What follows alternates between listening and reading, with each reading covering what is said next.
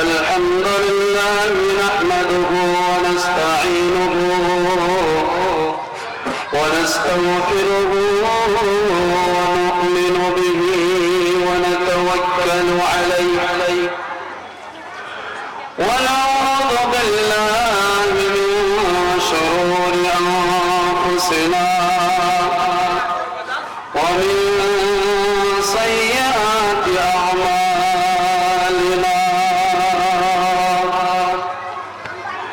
من يهده الله فلا مضل له ومن يضلله فلا هادي له ونشهد أن لا إله إلا الله وحده لا شريك له ونشهد أن محمدا عبده ورسوله وقال الله تعالى في كلامه المجيد والفرقان الحميد رب ارحمهما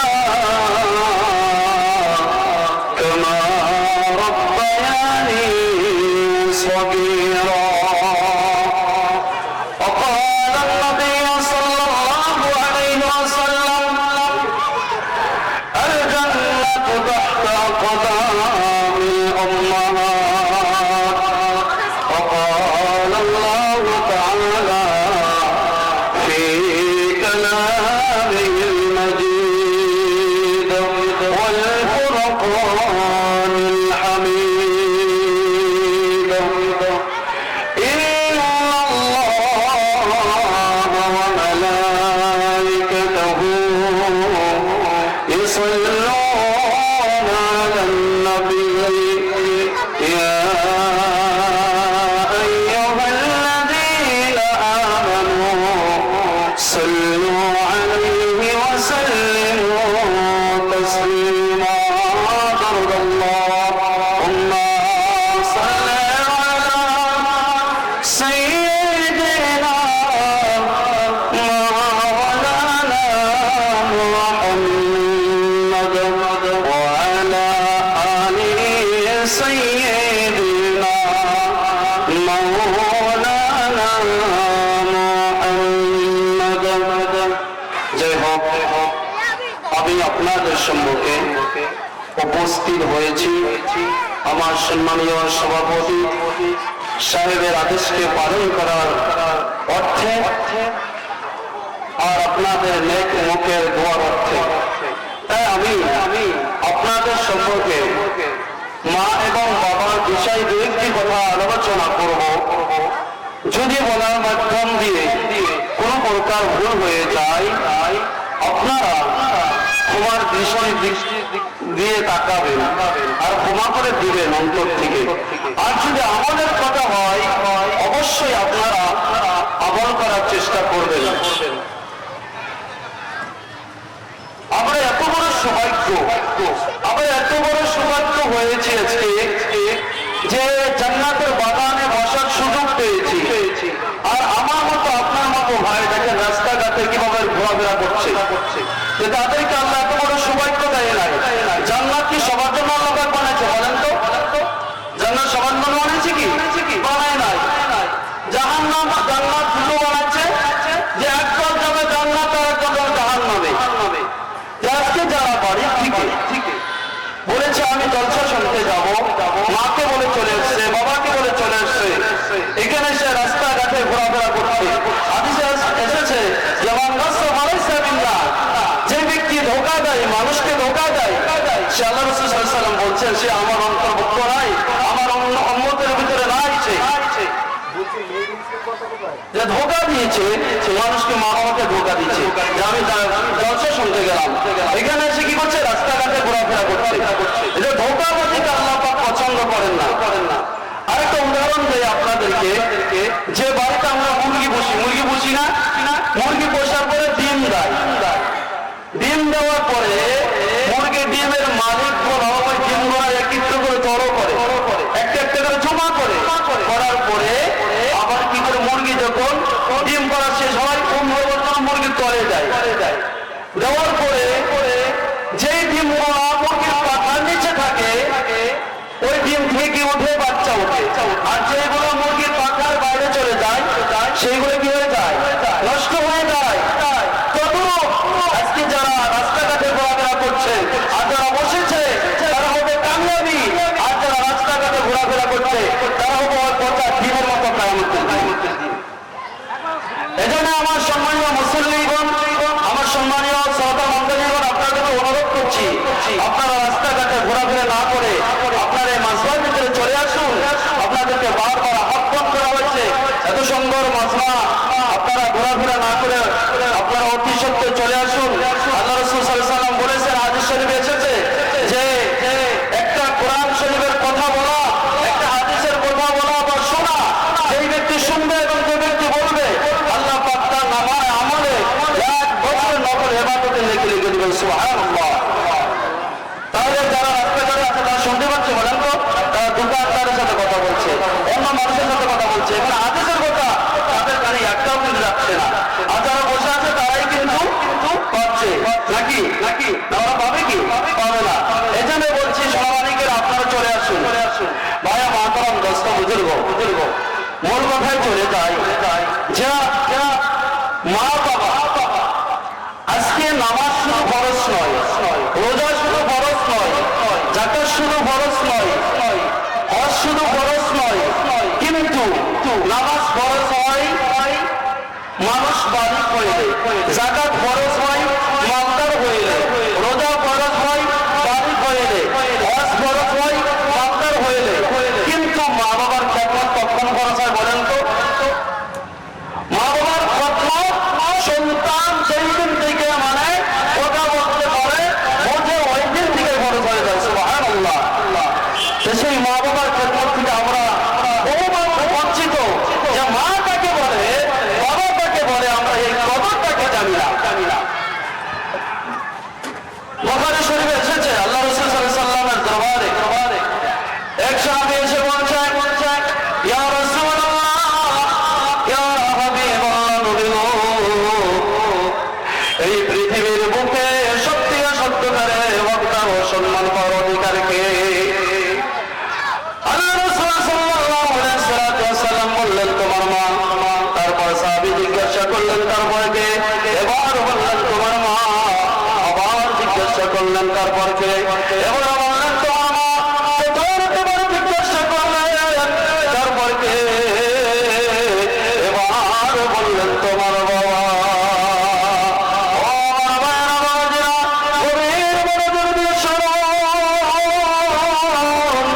মার কথা কেন আল্লাহ পাক তিনবার বললো, আর বাবার কথা কেন একবার বললো? যেই মা বলবে যেই দিন থেকে আমি চলে আসলাম ওই দিন থেকে আমার তোমার মা খেতে পারে না, পানি পর্যন্ত খেতে পারে না, ভাত খেতে পারে না, গন্ধ চলে আসে, ভাত খেতে পেলে তোমার বমি চলে আসে। এমন অবস্থা নিয়ে একদিন নয়, দুদিন নয়, একে 10টা মাস পার করে তোমাকে আমাকে এই দুনিয়ার বুকে এনেছে। শুধু তাই নয়, যেই দিন মা জননী ডেলিভারি হবে ওই দিন দেখেন মা জননীর পোশাক বেদনাটা কেমন শুরু হয়ে যায়। যেমন একটা জীবন্ত ছাগল, যেমন একটা জীবন্ত ছাগলকে যখন চামড়া ছিল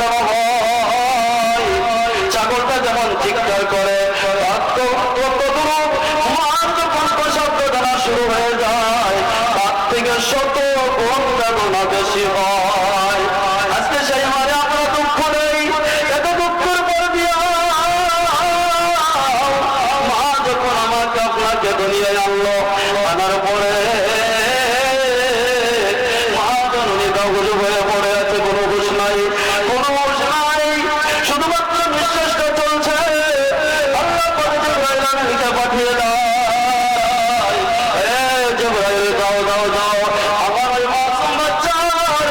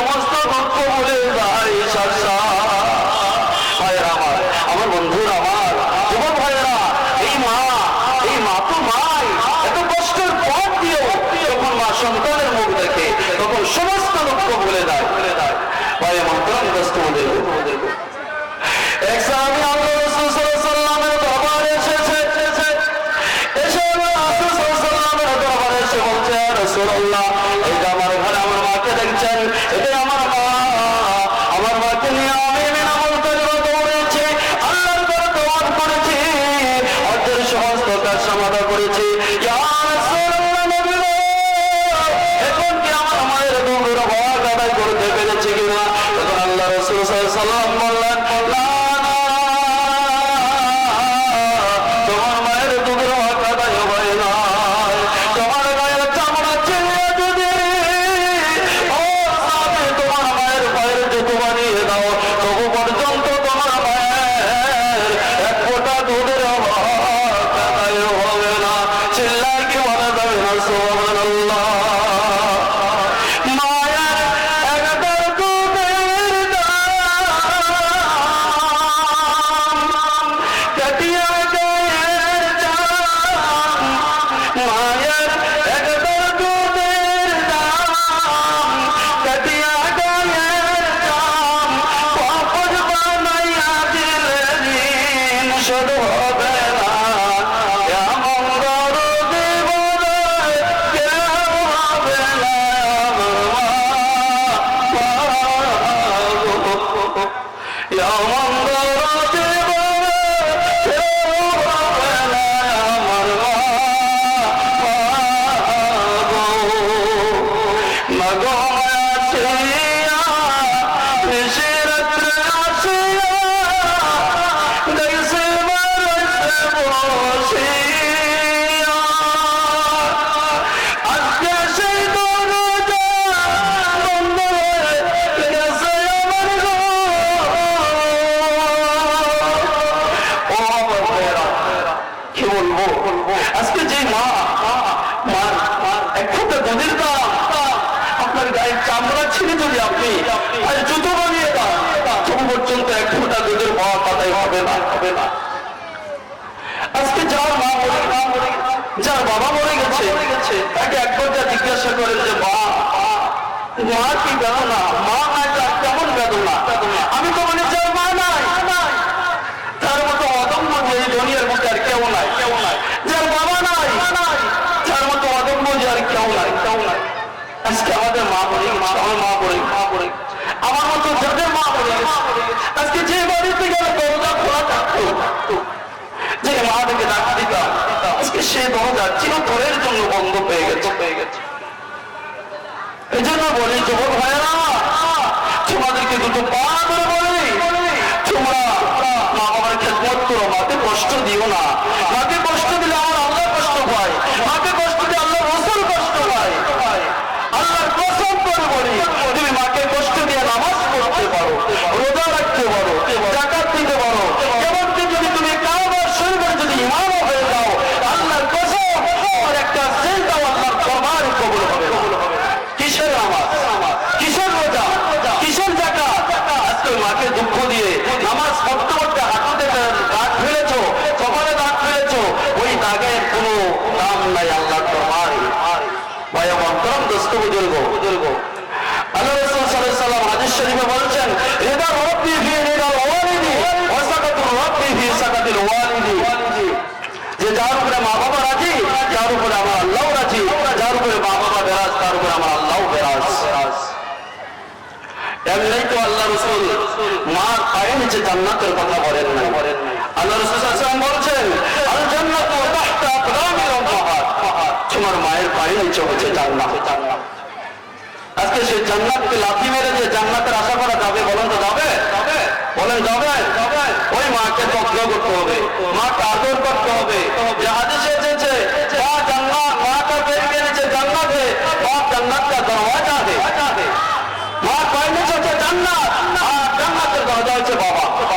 আর সেই বাবা মাকে গালি দিয়ে জান্নাতের আশা করে দেবো? ভাই ভাইয়েরা আমার, বন্ধুরা আমার, গভীর মনোযোগে শুনুন। হযরত বাইজিদ মুস্তাফি রাহমাতুল্লাহ আলাইহি, তিনি এত বড় বড় আল্লাহর কেমন করে হইলেন, এত বড় বুজুর্গ কেমন করে হইলেন?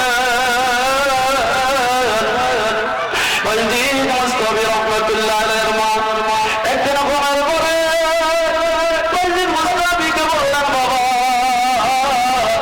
আমাকে পানি দাও। তখন বাইজিদ মুস্তাফি রাহমাতুল্লাহ আলাইহি এদিক সেদিক ঘুরে পানি না পেয়ে, পানি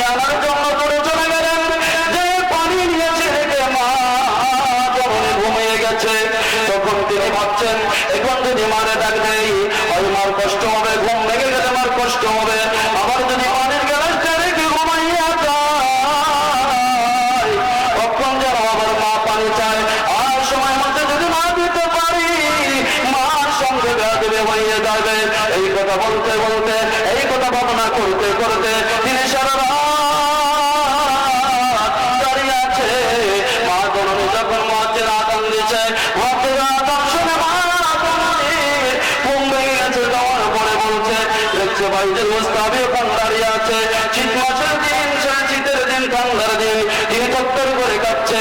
তখন বলছে ভাইজি, ও বাবা তুমি ঘুমাও নাই কেন, তোমার দাঁড়িয়ে কি করছো? তখন বলছে মা গো, তুমি না পানি চেয়েছিলে, তুমি না পানি চেয়েছিলে, তাই পানি আনতে যাইয়া জল থেকে পানি আনতে হইতো, আইসা দেখি আপনি আবার ঘুমিয়ে গেছেন। আপনাকে এটা কি নাই, আপনি যারা কখন আবার পানি চান, আর আপনার কথা মতো যদি পানি না দিতে পারে আর বেয়াদবি হয়ে যাবে, আর আপনার সঙ্গে যদি বেয়াদবি হয়ে যায় তাহলে আমার আল্লাহর সঙ্গে বেয়াদবি হয়ে যাবে। এই জন্য মা এখানে সারা রাত দাঁড়িয়ে আছি। তখন মসজিদ মুস্তাফি রহমতুল্লাহ আলাইহি পানির গ্লাসটা থেকে নিলেন, নেওয়ার পরে তিনি পান করলেন, করে দুটো আল্লাহর দরবারে কান্না করেছেন আর বলছেন প্রভু